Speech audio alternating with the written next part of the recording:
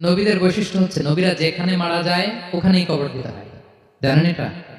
বিষ্ণু ইসলাম মারা গিয়েছিলেন আমাদের আয়েশা রাদিয়াল্লাহু তাআলার ঘরে, ফলে ওখানেই বিষ্ণু ইসলামের কবর হয়েছে। এবং ওই ওই কবর দেওয়া ঘরের ভিতরে আমাদের আয়েশা রাদিয়াল্লাহু তাআলা যতদিন বেঁচে ছিলেন ওখানেই ছিলেন কবরের পাশে। এরপর বাবা মারা গেলেন আবু বকর, বিষ্ণু ইসলামের পাশে কবর দেওয়া হলো। বাবা আর স্বামীর পাশেই থাকলেন।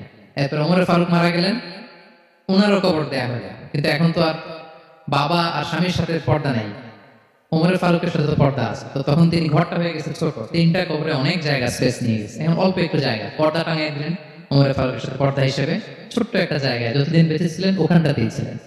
তাহলে রাসূল সাল্লাল্লাহু আলাইহি ওয়াসাল্লামের কবরটা হচ্ছে আমাদের আয়েশা রাদিয়াল্লাহু তাআলার ঘরের ভেতরেই।